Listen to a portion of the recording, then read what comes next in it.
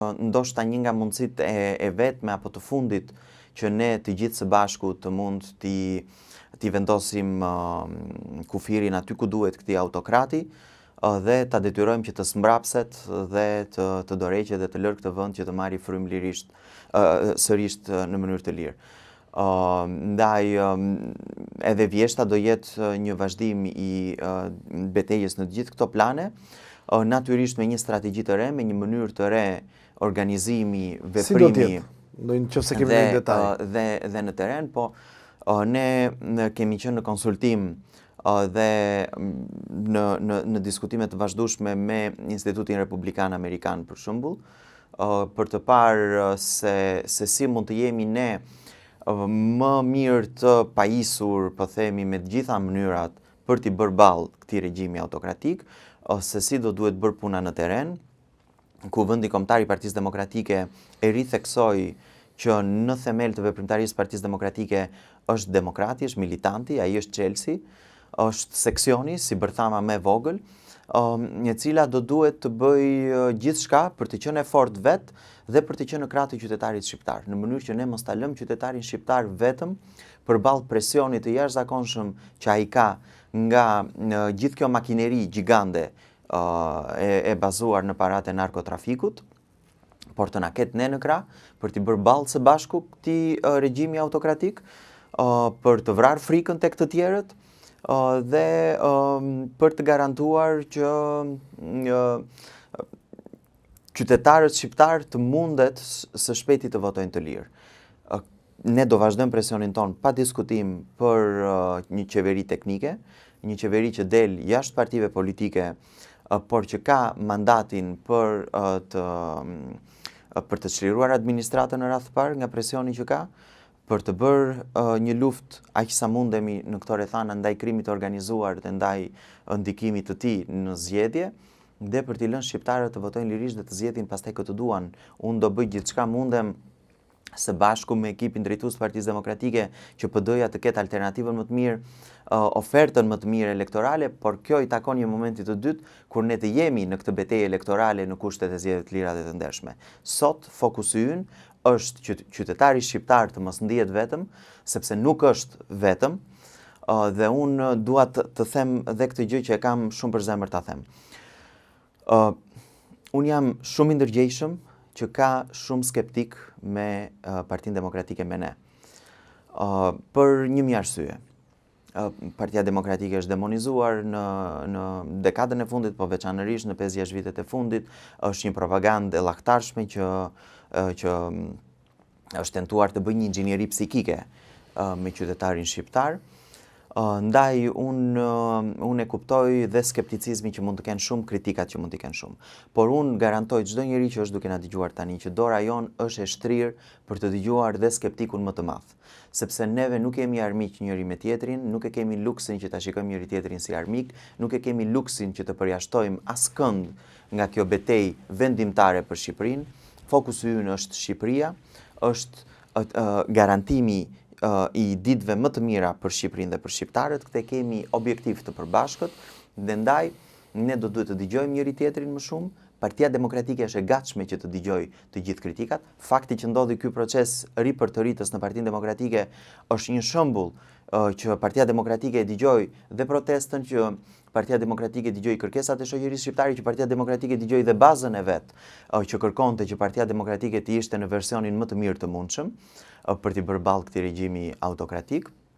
Ndaj ne jemi të hapur për të dëgjuar të rinjt, të rejat, si përmarrësit, fermerët, buqit, shtresën e mesme, arsimtarët, mjekët, infermierët, të gjithë grupet e interesit që janë në Republikën e Shqipërisë, sepse ne mund ta ndërtojmë Shqipërinë dinjitoze vetëm së bashku, për të ndërtuar një kontratë dinjiteti, që është ajo që na mungon, sepse është ajo që ka goditur ky regjim sot. Mos maro dhe reformën territoriale. Është shumë sensitive, në prenjas kishte patur protesta. Kë variant mbështet PD-ja dhe do t'i japi votat te PS-ja apo jo për ndryshim?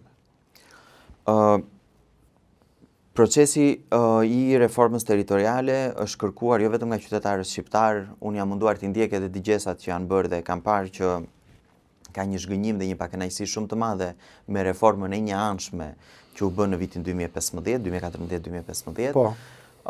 Dhe është e natyrshme që të ketë dhe zhgënjim dhe pakënaqësi me reforma të tilla kur janë të njanshme dhe kur nuk bëhen për të çuar shërbimin tek qytetari, por bëhen për të shërbyer interesave elektorale, në këtë rast të Partisë Socialiste, sepse u bë një reformë e tërë për të shërbyer në mënyrë elektorale PS-s. Ne kemi përgatitur me grupin ton të ekspertëve, me deputetët që janë pjesë e komisionit të reformës territoriale dhe duke dëgjuar qytetarët shqiptar, pra duke marrë feedbackun e tyre, komentet e tyre, problematikat e tyre në këto takime dhe duke i shndruar në një propozim gjithëpërfshirës të Partisë Demokratike. Dhe Partia Demokratike ka një draft, por ngelet një draft jo final sepse komisioni i reformës nuk e përfundoi procesin e vet. U ndërpre në mënyrë të njanshme dhe nuk u pranua kërkesa e Partisë Demokratike për ta shtyr afatin e kësaj reforme, ndërkohë që ka ngelur pa u dëgjuar Tirana për shembull. Qarku më i madh ende nuk është dëgjuar. Banorët e Tiranës në të gjithë hapësirën që mbulon qarku i Tiranës nuk janë dëgjuar për problematikat që ata kanë dhe se si mund të adresojnë këto problematika. Shumë elemente të tjerë të kalendarit ende nuk janë adresuar, të kalendarit të punës të këtij komisioni. Dhe në momentin që ne kërkuam dhe përfshirjen e Kongresit të autoriteteve rajonale dhe vendore Europiane të Këshillit të Europës, u ndërpre puna e këtij komisioni në mënyrë të njanshme. Dhe kjo tregon dhe një herë frikën që këta kanë për të dëgjuar qytetarët shqiptar, por edhe për përfshirjen e faktorit ndërkombëtar. Dhe kjo është një provë më shumë që ne do duhet të ngrihemi të gjithë në shesh, nga veriu në jug, nga lindja në perëndim, dhe do duhet që të ushtrojmë presionin ton edhe te ndërkombëtarët, edhe tek drejtësia, sepse vetëm me këtë presion të gjithanshëm këta smbrapsen. Dhe kjo që duan të bëjnë sërish me reformën territoriale është një vazhdim i asaj që bën në 2014, që është një reformë që i largon të gjitha shërbimet nga qytetari dhe është në funksion të interesave elektorale të Partisë Socialiste. Ndërkohë, propozimi ynë është shumë i thjeshtë, është i bazuar tek disa parime, të cilat janë parime dhe logjike në një farë mënyrë, të decentralizimit, e parimi subsidiaritetit, tek fakti që shërbimet do duhet jenë sa më afër qytetarit. Nuk mundet qytetari të marrë rrugën të bëjë 2 orë rrugë për të marrë një shërbim të thjeshtë.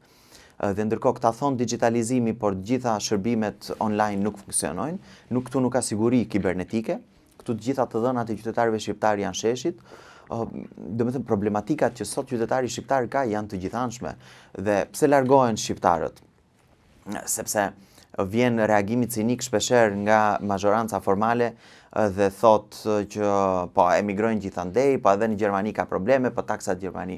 Këtu jo vetëm që ka probleme, po këtu mungojnë gjërat më bazike, që jashtë as nuk mendohet që të mungojnë. Që te uji, që tek dritat, që te rrugët, që te cilësia e ajrit, që te shërbimet që qytetari shqiptar duhet të marrë. Dhe ne duhet t'ia çojmë institucionet qytetarit shqiptar afër, shërbimet afër, jo t'ia largojmë gjithmonë më shumë dhe ta bëjmë këtë dhe ta centralizojmë gjithçka. Sot çdo gjë është e centralizuar. Sot çdo gjë është e centralizuar në dorën e kryeministrit. E tregojnë si batut që ai dhe në një pallat në Vlorë që do lyej, do jepte vendimin e tij se çfarë ngjyre duhet të kishte dhe u pezulluan punimet sepse nuk nxirrnin nuancën e të verdhës që donte kryeministri dhe nuk lyej pallati për 3 javë. Domethënë ne jemi në kushtet e absurditetit të marrëzisë në këtë vend dhe do duhet ta rikthejmë këtë vend në shinat e normalitetit dhe të rikthejmë shtyllat e republikanizmit për një republikë dinjitoze për qytetarët shqiptar ashtu siç ata vërtet e meritojnë.